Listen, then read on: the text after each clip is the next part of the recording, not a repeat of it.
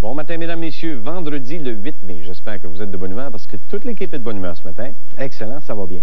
Si vous voyez cette superbe photo-là, c'est parce qu'on veut simplement souligner, c'est la fête des mamans. C'est la fête des mamans dimanche. Alors, à ce moment-là, on invite les messieurs, s'il vous plaît, juste une petite fleur, quelque chose, hein? Une petite chanson, peut-être, n'importe quoi. Ce matin, à l'émission, on va souligner la fête des mères. Il y a le docteur Gilles Lebrien, qui est directeur des services professionnels à l'hôpital Honoré-Merci à Saint-Hyacinthe. On va parler de la fondation, on va parler des succès de la fondation. On a aussi comme invité le docteur Jean-Marc Parenteau, docteur Parenteau, qui est chirurgien esthétique ou encore plasticien. On va parler, mesdames et messieurs, parce qu'on entend parler beaucoup de collagène, vous savez, les palilips et tout ça. On va parler de ça ce matin avec le docteur Parenteau. Et puis, il y a Edith qui est avec nous, Edith Côté, qui est justement organisatrice des collectes de la Croix-Rouge. On va parler de l'importance de la Croix-Rouge et de l'importance des collectes. Pourquoi il faut donner son sang? Pourquoi? Parce que ça a du bon sang. C'est tout. C'est tout ce que c'est. Ça a du bon sang. Tout ça pour vous dire, mesdames et messieurs, que ça complète notre émission. On n'aura pas le temps pour le téléphone, mais on va vous donner le temps d'aller chercher un petit déjeuner et venez nous rejoindre. On débute tout de suite.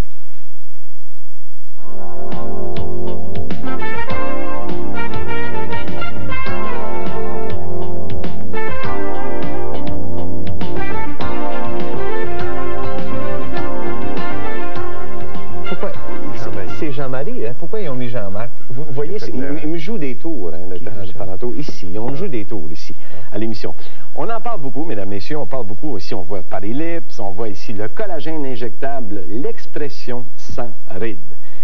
Docteur Parenteau, je vous pose la question. Est-ce que ce sont tous les femmes, ce sont tous les hommes qui peuvent, naturellement, recevoir des injections de collagène? Est-ce que ce sont toutes les peaux qui peuvent avoir du collagène? Ce n'est pas tellement une question de peau que de question de phénomènes allergiques qui peuvent se manifester chez certains individus. Ouais. C'est pour ça qu'avant de faire un traitement avec du collagène, on doit faire un test allergique comme on fait chez un allergiste. Et après avoir fait la lecture, on doit attendre une période de 4 semaines pour commencer le traitement. La peau elle-même n'influe pas beaucoup, sauf si c'est une peau très vieillie qui a été exposée au soleil. Oui. Elle ne sera certainement pas améliorée par du collagène.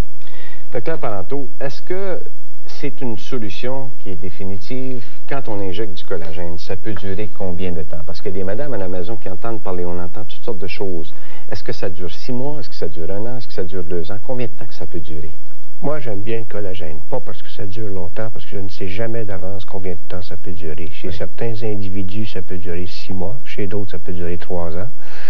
Les Anglais appellent ça un tank up, c'est-à-dire remplir le réservoir à peu près à tous les ans. C'est un soin esthétique qui a besoin d'un certain renouveau à chaque année ou à peu près. Et est-ce que ça fait mal, docteur Parenteau, quand vous injectez ça? Admettons ici, si on regarde l'expression faciale de cette jeune femme, on voit les rides ici. Est-ce que ça fait mal? Est-ce que ça se fait sous anesthésie locale, ces choses-là? Dans la seringue elle-même, il y a déjà inclus un anesthésique local.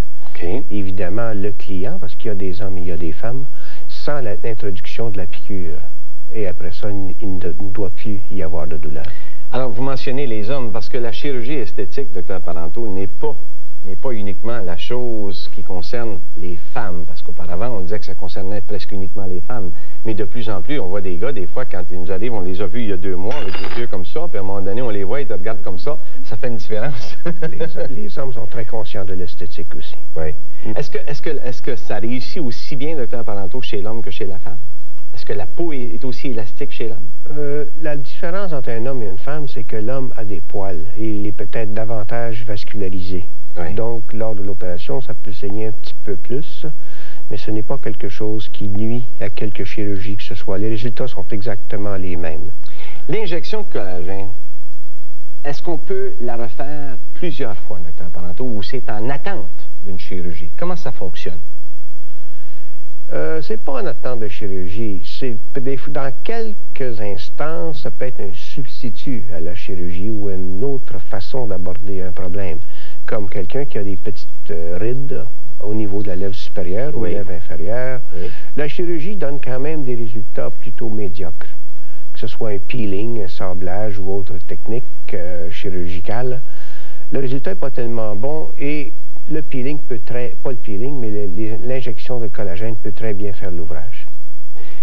Est-ce que les gens, par exemple, docteur Parenteau, qui ont des cicatrices d'acné, cicatrices sévères, des gens qui ont fait de l'acné jeunes, par exemple les hommes et les femmes, et qui sont à un âge actuellement à 40 ans, ne font plus d'acné, mais que la peau est très endommagée. Est-ce que le collagène à ce moment-là, est-ce que c'est une contre-indication? Ce n'est pas une contre-indication, mais ce n'est pas non plus un traitement unique. C'est pas un traitement unique. Souvent, ces clients-là viennent, ont subi un sablage ou une dermabrasion, ou doivent en subir un deuxième ou un troisième, etc. Et le collagène va tout simplement être utilisé à certains endroits où il y a une dépression. Une dépression. Pour remplir la cavité, faire le plein. Exactement. Si on regarde ça, Dr Parenteau, on a parlé d'allergie. Est-ce qu'il y a d'autres contre-indications chez les gens pour recevoir du collagène? Du point de vue médical, non. Si j'inclus dans les phénomènes allergiques, les phénomènes immunologiques. Oui. Okay? Les gens qui ont, par exemple, polyarthrite noueuse, lupus érythémateux, etc., oui. Eux, évidemment, ne doivent pas recevoir du collagène. Les gens qui ont une infection non plus n'auront pas d'injection de collagène. Je vous pose la question.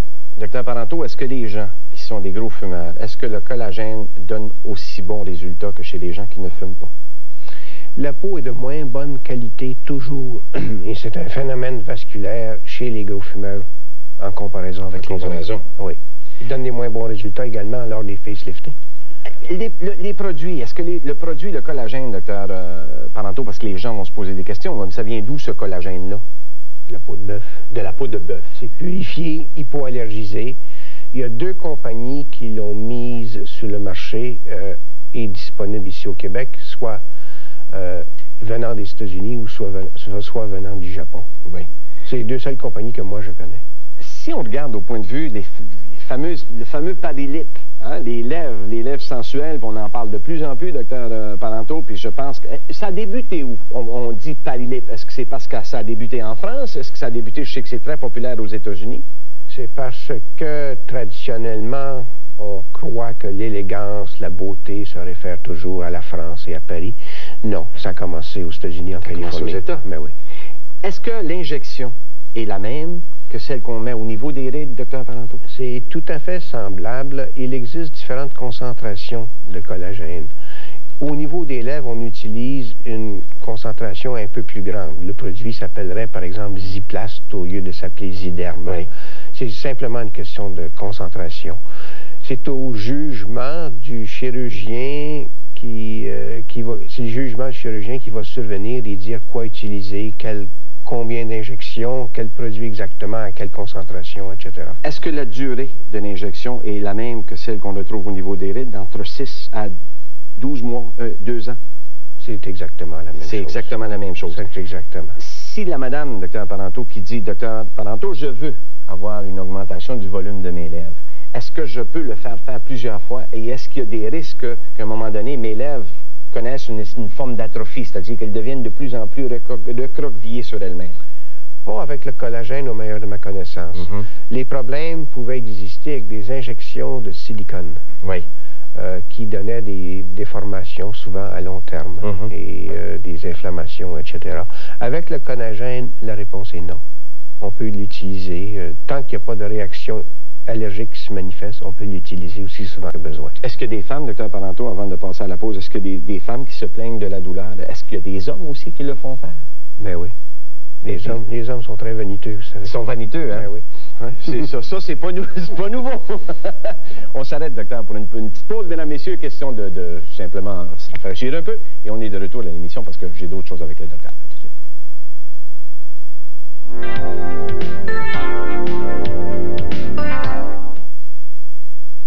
Important de se déplacer, d'aller voir en région, d'être près des événements.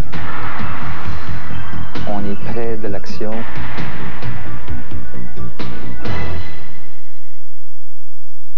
Le 30 mai, au Palais des Sports à Sherbrooke, il va y avoir un événement très spécial. On va établir un record Guinness avec un musicien bien connu, René Gilbert. René, dis au monde comment ça va se passer. Plus de 500 guitaristes, en même temps sur la même scène, vont vous interpréter vos chansons préférées. Hey, si vous voulez y assister, réservez tôt, ça va être plein de monde. C'est un événement unique au monde, le 30 mai, hein? 20h. Il l'a dit, oui.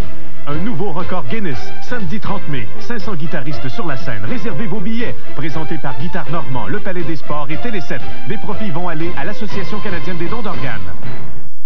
Pour embellir leur asphalte, il y a des gens qui aiment travailler dur et d'autres moins. Monsieur Bontemps utilise le scellant Technicil. Il couvre à la perfection, n'éclabousse pas et n'a pas d'odeur désagréable. Monsieur Ardu, lui, passons. Technicil est un acrylique thermoplastique qui protège contre les taches d'huile et d'essence. Entre nous, c'est bien plus beau. Et Technicil sèche vite, sans laisser de traces. Alors traitez votre asphalte avec Technicil. C'est plus beau et sans dégâts. Essayez aussi notre scellant hydrofuge. De plus en plus, on va chez T-Bob commander la combinaison gagnante. Le délicieux T-Bob accompagné d'un frite maison et d'un breuvage. On y va aussi pour la poutine dont on cherche le secret depuis longtemps. Grillés ou à la vapeur, les hot dogs sont garnis à votre goût. La fameuse sauce à T-Bob fait le renom de sa cuisine. Les frites maison sont exclusives. On peut les manger sur place ou les apporter. Vous ne pourrez plus vous en passer. En plus de l'excellent service, ça me fera toujours plaisir de vous rencontrer. Chez T-Bob, Angle King et Bertrand Faby, direction Rock Forest. J'ai juste demandé au gars du labo si c'était possible d'améliorer la douceur de Cottonelle. Et le lendemain, voici ce qu'ils m'ont apporté. Bon, j'admets que Cottonelle est déjà doux comme du coton, alors l'améliorer, c'est beaucoup demandé.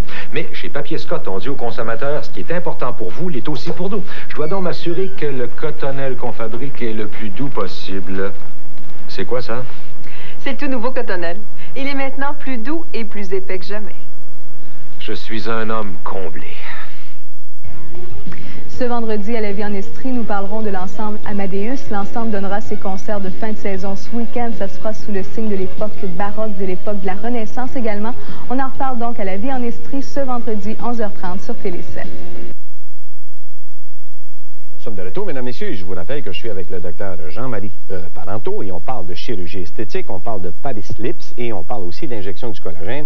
Et il y a un autre sujet, docteur Parenteau, que je vais aborder, qui est celui de ce qu'on appelle le redrapage facial ou encore le fameux facelift. Oui. Est-ce qu'on en fait autant qu'on en faisait? Est-ce que c'est aussi populaire? Mais je pense que c'est plus populaire actuellement, c'est-à-dire chez les hommes, que ça a augmenté beaucoup de popularité depuis une dizaine d'années. Est-ce que je me trompe? C'est que les hommes peut-être s'éveillent à cette technique-là, à cette amélioration qui peut survenir. Les hommes représentent d'une façon habituelle, et ça peut varier selon les chirurgiens esthétiques, à peu près dans ma clientèle 10 %. À peu près 10 %? Oui. Ça dépasse rarement ce plateau de 10. Docteur Parenteau, qu'est-ce que vous faites aux premiers abords? Lorsque vous rencontrez un patient ou une patiente, est-ce que, premièrement, est-ce qu'on va intervenir chez tout le monde? Est-ce qu'on dit aux gens, oui, on peut faire des miracles, on n'en fait pas de miracles? Parce que je pense qu'au point de vue psychologique, c'est comme la plastie d'un nez. Il ne faut pas s'attendre à ce que ça donne, parce qu'il y a des choses qu'on peut supposer. On s'attend à des miracles, des fois. Ça doit être assez spécial. La première chose que l'on fait, c'est d'écouter. Il faut savoir ce que le client veut. Un client peut venir avec un nez atroce et demander quelque chose de tout à fait différent, être parfaitement heureux avec son nez, être parfaitement heureux avec des yeux pochés. Il vient pour d'autres choses, une correction qu'on ne soupçonne pas. Alors la première chose, c'est de savoir ce qu'ils veulent, les écouter, jusqu'à quel point ça peut les influencer, leur comportement, etc. C'est pas tout le monde qui est susceptible d'avoir une chirurgie, non. C'est une question de santé également. C'est une question de santé aussi. Ben oui. Il y a des gens, Parenteau, mais moi j'en ai vu, par exemple, chez mes patients, dans la clientèle, il y a des gens qui disent que c'est très douloureux. Il y en a d'autres personnes qui disent que, bon, c'est pas plus grave à passer à travers qu'autre chose. C'est pas plus grave. Il y a un seuil différent, probablement. Exactement. On a chacun un seuil de douleur différent. J'ai des patients qui sont venus me voir, qui ont été opérés, et je prescris de façon habituelle toujours la même quantité de comprimés pour tous et chacun. Je donne, disons, un produit analgésique, 10 comprimés. Bon.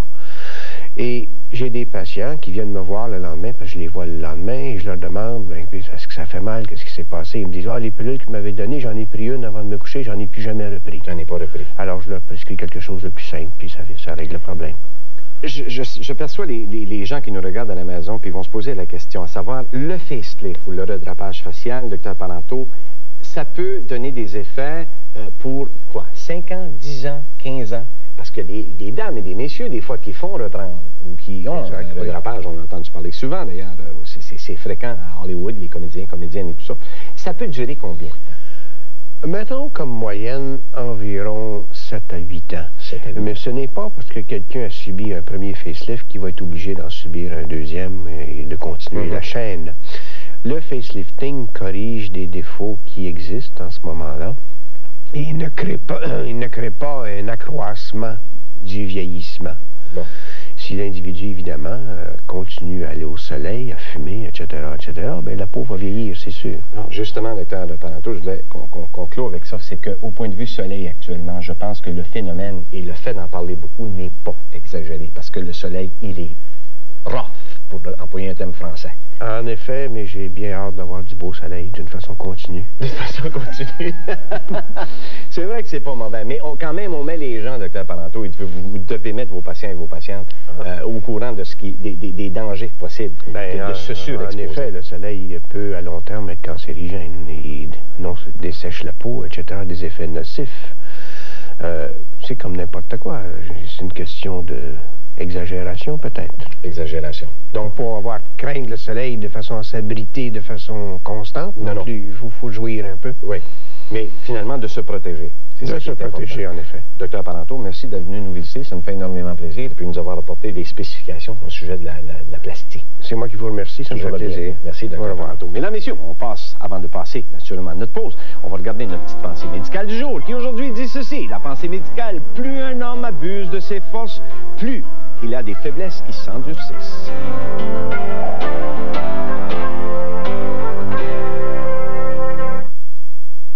Le Festival des Harmonies du Québec, lauréat du Grand Prix du tourisme estrien. Bonjour, mon bonhomme. Bonjour, pouvez-vous vérifier mon instrument? Je vais au festival. On va lui jeter un coup d'œil. Quand au festival? Oui. Quel festival? Festival des Harmonies. Eh bien, c'est le fun. Moi aussi, je m'en vais là.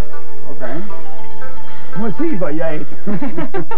Le Festival des Harmonies du Québec à l'Université de Sherbrooke du 14 au 17 mai. Réservez maintenant votre passeport. Une invitation de Pharmaprix. Aimeriez-vous jouer à Charivari avec moi? Regardez bien. Jouez à Charivari en composant le 1-976-2929. Comme au jeu télévisé, vous devez trouver un mot à partir de lettres mélangées dans une catégorie donnée. Vous aurez 8 secondes pour répondre en épelant le mot sur le clavier de votre téléphone. Au besoin, l'ordinateur vous donnera un indice. À chaque appel, l'ordinateur vous donnera 3 mots mystères. $3 par appel. 1-976-2929. Charivari téléphone, c'est fameux et pas bête du tout. Pour célébrer l'événement de la Fête des Mères, voici un autre événement. Les marchands du Carrefour de l'Estrie présentent avec fierté Michel Louvain en spectacle dans le Mail central. Michel Louvain au Carrefour de l'Estrie, le samedi 9 mai, à 11h et à 14h. De plus, pour combler maman, les marchands du Carrefour de l'Estrie ont sélectionné une grande gamme de cadeaux sûrs de plaire. Un autre événement fait les 7. Pour rehausser le goût des céréales, les bananes, c'est tout simple. Et les fraises aussi. Les bleuets, rien de scientifique. Avec les noix, par exemple. Ah, mais il y a les nouvelles Nuts and Crunch de Nabisco. De gros flocons croquants 4 grains et de bonnes grappes faites avec de fraises amandes, pacanes et noix. 3 types de noix pour un vrai goût de noix. Nuts and Crunch de Nabisco, les nouvelles céréales. À tout casser. Au prix, bat tous les prix. Tapis velours à partir de 5,98 la verge carrée. Tuiles céramique pour aussi peu que 89 cents le pied carré. Les bas prix imbattables, c'est ça la force de Beauprix. Pas moins de 300 stores verticaux pour porte patio prêts à poser. Le plus cher est vendu 79,99. Oui, il y a plusieurs bonnes raisons d'acheter chez Beauprix, mais la meilleure reste encore le prix. Que le moins cher gagne! Beauprix, 480 Martineau, sortie 133 nord de la Transcanadienne. Bienvenue, mesdames, messieurs. Et pour ce faire, Marie-France a écrit un joli petit poème pour la Fête des Mères, parce qu'on le souligne. Et les boys qui nous écoutent à la maison, les gars, pensez à votre épouse. Je le disais tantôt, ne serait-ce qu'une petite pensée, ne serait-ce qu'une petite fleur, mais l'importance des mères, l'importance des mères. Nous autres, les gars, on a des leçons, des grandes leçons à prendre. J'y reviendrai à un moment donné là-dessus. Mais pour le moment, puis on a une belle surprise dans quelques instants. Mais pour le moment, je vais vous lire un joli petit poème que Marie-France a composé, et c'est naturellement pour la Fête des Mères. Alors, voici, ça va comme ceci. Dimanche, c'est la Fête des Mères. Qu'il est doux de vous exprimer en cette belle journée les tendres sentiments de nos cœurs reconnaissants. Vous êtes si important dans notre vie qu'un simple merci ne semble pas assez pour tout ce que vous faites pour nous. Parce que c'est vrai que les mamans en font beaucoup. Combien de fois vous nous faites retrouver le sourire alors qu'on n'entend plus à rire? Combien de fois votre sagesse et votre expérience sont venus à notre rescousse et vos conseils devenus de réels coups de pouce? Oui, exactement, ça c'est très vrai. Combien de fois, je ne saurais le dire, mais nous croyons que tout ce que nous avons, on vous le doit. Et ça c'est vrai. Une maman a une façon magique pour nous réconforter lorsque le besoin s'en fait sentir, une façon spéciale d'exprimer sa tendresse et une façon admirable de prodiguer son amour. Une maman a une façon bien à elle de rendre heureux tous ceux et celles qu'elle aime. Célébrons les mamans, fêtons-les de tout cœur, car elles nous donnent tant de moments de bonheur. N'oublions jamais toutes ces chères dames que l'on reconnaît à leur amour qui nous désarme. Alors, c'est Marie-France qui a écrit ça, c'est la fille de Doris. Alors, merci Marie-France. Alors, c'était pour les mamans. C'est une photo superbe que je trouve absolument superbe. Et on souhaite une joyeuse fête des mamans. Et au téléphone, messieurs, quoi de plus merveilleux en ce jour de la fête des mères, ou presque, de recevoir notre pédiatre Claire Mondor, qui est sur son petit lit d'hôpital, mesdames, messieurs, parce que Claire vient d'avoir son petit bébé. Claire, bonjour! Bonjour, Gilles. Félicitations, Claire. Un garçon ou une fille? Beau garçon. Combien de livres? 8 livres et 13. Un énorme garçon. Oh boy! Est-ce qu'il est sorti en marchant? Oui, pour lui, c'est la Cadillac. Vous imaginez, Claire, 8 livres et 13 onces. Ma belle Claire, est-ce que ce fut facile? Oh, pas facile, mais c'est une belle récompense. Vraiment, c'est la plus belle récompense qu'on peut avoir quand on les voit. Et le bébé, Claire, et la maman se portent bien, sont en santé? Eh bien, tous les deux. Extraordinaire. Claire, pas trop difficile?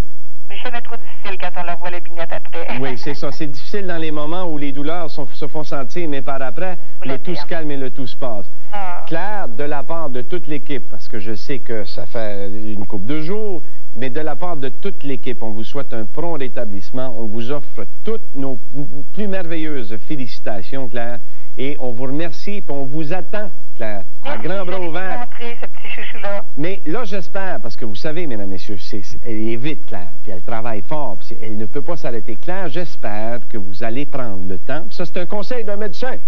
Je vous le dis, puis il y a mon ami Gilles Briand qui est là aussi. Je vous le dis, là, Claire Mondor, prenez le temps de récupérer. Promis, on se gâte en attendant. J'espère, Claire. Alors, à toute la famille, une grosse bise de la part de toute l'équipe, Claire. Une joyeuse fête des mères. Et puis, au plaisir de se retrouver. C'est bien de vous revoir. Merci beaucoup, Claire. Charmant. Merci. Bye-bye. Alors, vous voyez, mesdames, messieurs, c'était notre pédiatre Claire Mondor. Et quoi, quelle belle surprise en ce jour de la fête des mères. On est vendredi, mais c'est quand même pour dimanche. Et puis, encore une fois, je réitère nos vœux, nos meilleurs vœux, parce que la mère, elle est là, comme Marie-France le marquait dans son petit mot. Combien de fois elle est là pour nous donner un petit coup de pouce? Il semble qu'elle n'a jamais de problème. Je veux dire, moi, je regarde ce que ma mère a fait chez nous, puis j'en profite pour lui donner une grosse bise, puis l'embrasser très fort.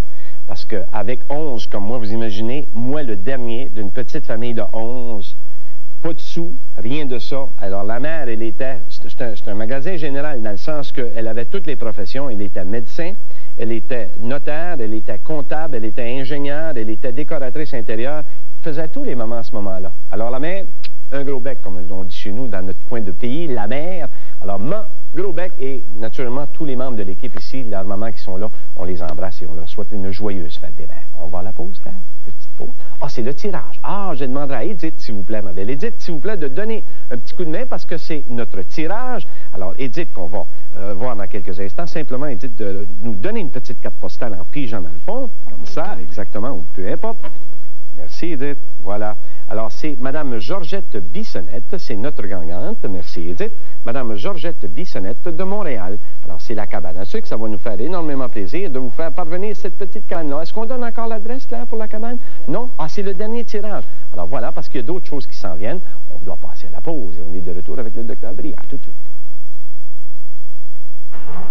Pour rejoindre le Dr. G. Lapointe, composez le 1-800-463-7284 de 10h à midi, du lundi au vendredi.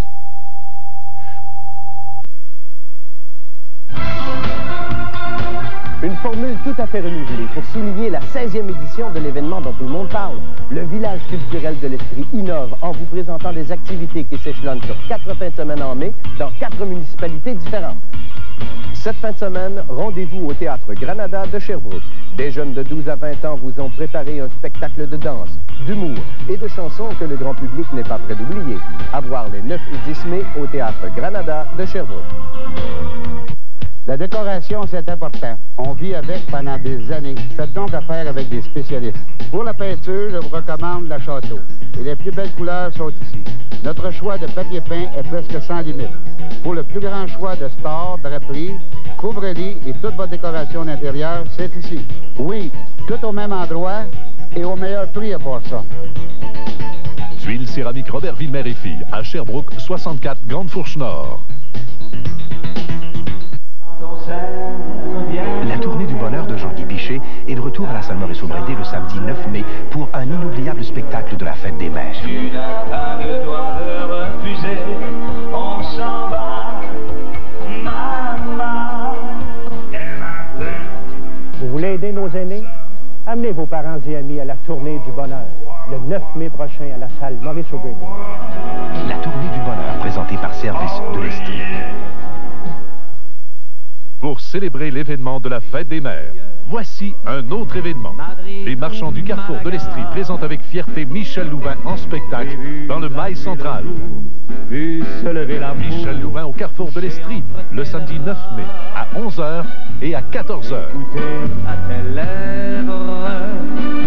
De plus, pour combler maman, les marchands du Carrefour de l'Estrie ont sélectionné une grande gamme de cadeaux sûrs de plaire. Un autre événement fait les 7.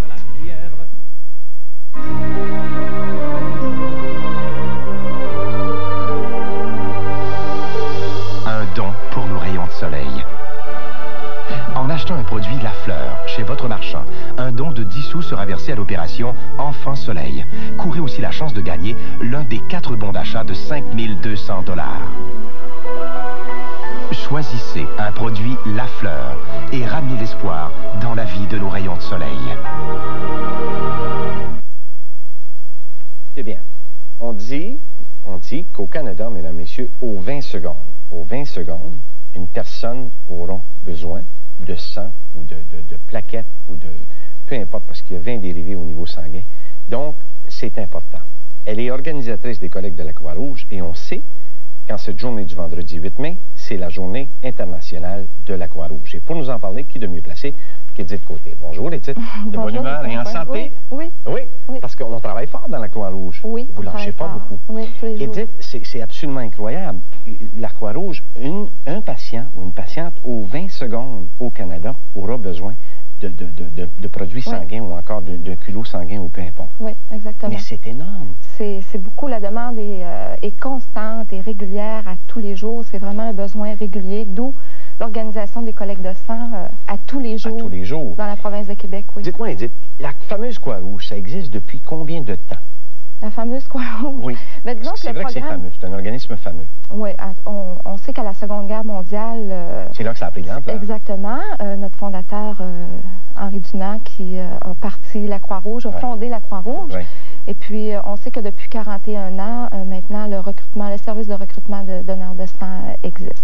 Et 41 ans, et au Québec aussi? Au Québec aussi. C'est la même chose? Oui. Ben, disons peut-être un petit peu moins, là, mais on peut parler d'un petit peu plus que 25 ans quand même, que ça existe au Québec. Edith Côté, je me suis laissé dire qu'au Québec, on avait un réseau de donneurs qui figurait parmi les premiers au monde. On demeurait l'exemple de donneurs de sang. On a un très bon système de recrutement de donneurs de sang. Alors, tous nos donneurs de sang sont bénévoles. Alors, c'est un geste humanitaire. Et nous, au niveau de notre façon de traiter le sang, on est dans les plus performants. Edith, je me suis laissé dire, parmi les chiffres, qu'au Québec, on avait besoin d'environ un peu plus de 1400 pintes de sang partout, à travers tous les hôpitaux de la province de Québec. Oui. Est-ce que j'abuse quand je dis ça? Non, c'est à peu près ça. Ce qui veut dire environ 300 000 donneurs par année au niveau de la province. Si on regarde dans l'Est, parce que moi, je connais plus la région de l'Est, on sait qu'on peut desservir 77 hôpitaux on a besoin de 1600 donneurs à chaque semaine. À chaque semaine? Alors, nous, on doit planifier toutes nos collectes de sang et tous nos appels à nos donneurs pour pouvoir, le vendredi soir, avoir 1600 donneurs inscrits à notre banque juste de sang. dans l'Est du Québec. Parlons de l'Est parce que ça vous concerne. Je le connais plus, oui. Combien on peut organiser de collectes dans une année, à peu près? C'est près de 500 collectes de sang. 500 collectes? Oui. Oh là là, mais c'est énorme. Alors, c'est un petit peu plus que à peu près 400-425 collectes mobiles. Alors, le camion Croix-Rouge qu'on voit se promener un petit peu sur toutes nos routes. Oui. Et aussi, on a le centre permanent qui est ouvert à tous les jours et où on prélève environ 50 à 60 donneurs par jour. Oui. On parle de bureaux à Chicoutimi, on parle de bureaux à Sherbrooke, on parle de bureaux à Hull. Ça veut dire quoi, ça? Alors, la Croix-Rouge... c'est la Journée internationale de la Croix-Rouge et la régionalisation de la Croix-Rouge commence aujourd'hui.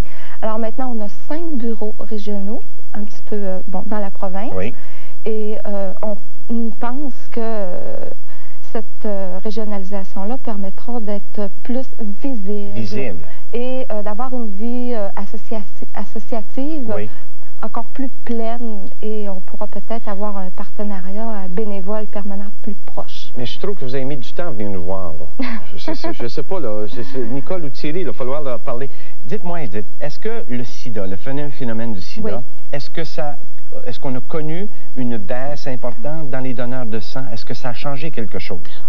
Oui, ça a changé quelque chose, mais il faut quand même se reporter aux années 85 où les gens ont eu une grande peur. C'est normal parce que je pense que la population avait peu d'informations, on se posait beaucoup de questions, on avait peur. Maintenant, en 92... Il y a un dépistage important qui se fait comme l'hépatite aussi. Oui, exactement. Tout ce qui entre à la Croix-Rouge est systématiquement testé. Pour les hépatites, toutes les maladies vénériennes et le sida. Alors, il n'y a rien qui ne sort de la Croix-Rouge sans être testé. Edith Côté, pourquoi les gens? On nous dirait qu'il y a des gens qui ont peur, parce que j'ai vu dans la liste des donneurs que j'ai ici actuellement, Maurice Brin, 204 dons, un gars de 41 ans. J'ai même eu une avocate ici, une madame, qui, à 49 ans, a fait 205 dons.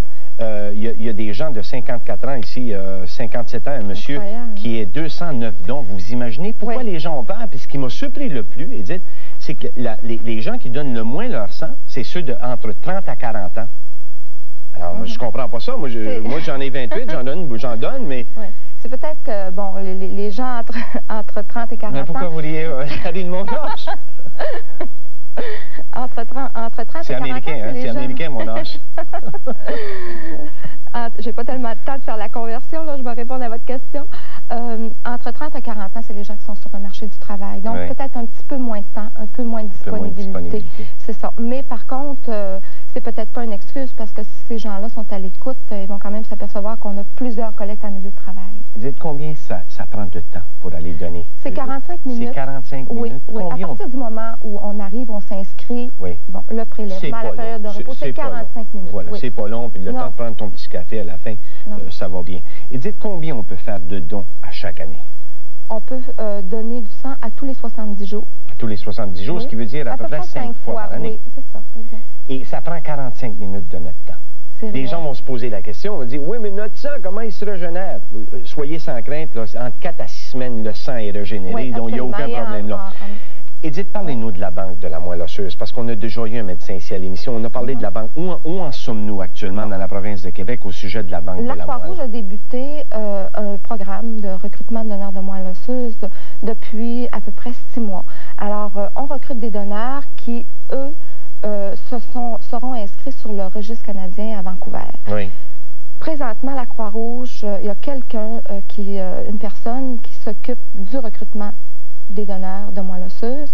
Et nos critères, il faut que les donneurs qui sont intéressés à faire un don, comme celui-là, soient présents à une séance d'information parce qu'il s'agit de signer un engagement éclairé pour pouvoir être inscrit ensuite au registre de donneurs. Et où ces gens-là peuvent participer à la réunion d'information, Edith? Est-ce que c'est annoncé? Est-ce qu'on le dit? Est-ce qu'on le mentionne? Pas beaucoup encore, parce qu'on est allé dans les régions, Chicoutimi, etc.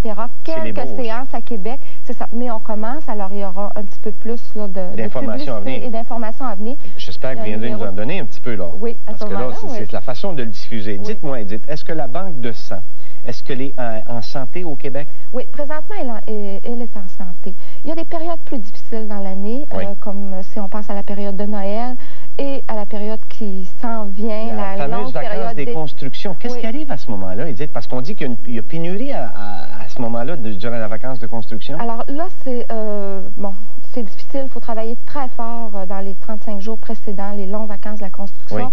Et à ce moment-là, on demande à des gens qui peuvent être en mesure de nous aider, qui sont très visibles, de parrainer nos collègues de sang parce que ces gens-là peuvent atteindre plus de personnes à la fois. Alors, le message est passé. Il y a une fameuse collecte qui s'en vient, la collecte des scouts et guides. C'est quand pour la grande région 03, Edith? Ce sera le 30 mai. Le 30 mai, prochainement. À Place Sainte-Foy. À Place Sainte-Foy. Entre 10h le matin et 20h30. Je vous promets, j'y serai.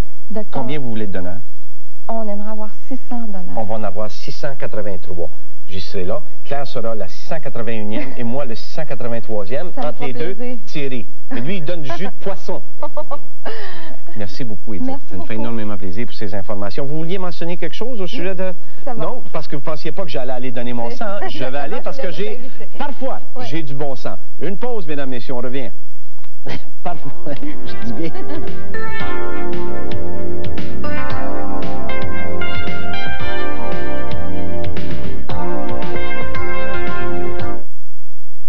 Les vendredis 8 et samedi 9 mai, à l'église Saint-Andrew de Sherbrooke, l'ensemble vocal Amadeus de l'Estrie et le trio de guitare de Québec, sous la direction d'André Martin, vous offrent un concert récital frais comme un soir de printemps. Voici le vert et beau mai. Des airs du printemps d'un autre temps, la Renaissance et l'époque baroque, en France, en Angleterre, en Italie. Billets en vente au gramophone. Pour plus d'informations, 821-0227. Avec un balai ordinaire, vous soulevez des tempêtes de poussière, car il n'est pas conçu pour balayer comme il faut. Moi, depuis qu'Oscar est à mon service, je m'offre le luxe de la propreté. Il fait très distingué avec sa coupe de billets. Quelle tête il a! Sa base, spécialement conçue, offre une plus grande surface de contact. Mon Oscar se sert donc de toute sa tête, tandis que les autres balais n'en utilisent qu'une infime partie. Il n'arrive pas à la cheville de mon balai préféré. Efficace, robuste et génial, mon Oscar est incomparable sous tous ses angles. Info Santé, en collaboration avec la Société canadienne du cancer. Le traitement du cancer du sein peut s'effectuer selon 3 approches. Premièrement, lorsque la tumeur est petite et permet de conserver le sein, le traitement conservateur s'avère le premier choix et il se limite à l'excision de la tumeur. Dans la majorité des cas, cette intervention donne de très bons résultats esthétiques. Deuxièmement, si la tumeur est volumineuse, elle peut nécessiter une excision plus extensive, de sorte que la préservation du sein n'est pas toujours possible. Troisièmement, selon l'étendue du cancer, des traitements complémentaires vont s'allier à la chirurgie pour tenter d'arrêter l'invasion. Rappelez-vous que la prévention du cancer du sein, ça commence au bout de vos doigts et que votre vigilance est indispensable pour vous assurer une meilleure qualité de vie. Info Santé vous a été présenté par Télé7 et Pharmaprix.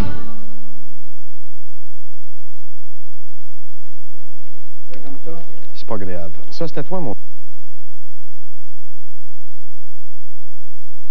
Il est directeur des services ou des soins professionnels à l'hôpital Honoré-Mercier à Saint-Hyacinthe et on vient de terminer, ou ça va se terminer prochainement, c'est Gilles qui va nous le dire, mesdames et messieurs, on vient de terminer cette fameuse campagne, ou à peu près, mais il y a une chose que je ne comprends pas, je montre ça à Claude, voilà, alors qui s'appelle le virage, et on va lui poser la question, mesdames et messieurs, au docteur Gilles Brien, pourquoi on a appelé ça virage. Gilles, bonjour, bienvenue à l'émission. Bonjour, docteur Lapointe. Ça fait énormément plaisir de vous recevoir, Gilles. Moi de même. Pourquoi virage, Gilles? Pourquoi virage? Parce que le centre hospitalier Honoré-Mercier a décidé de prendre un virage technologique dans les années 1990 et nous avons besoin de la population pour nous aider à le faire parce qu'on ne peut pas compter uniquement sur les argents du gouvernement.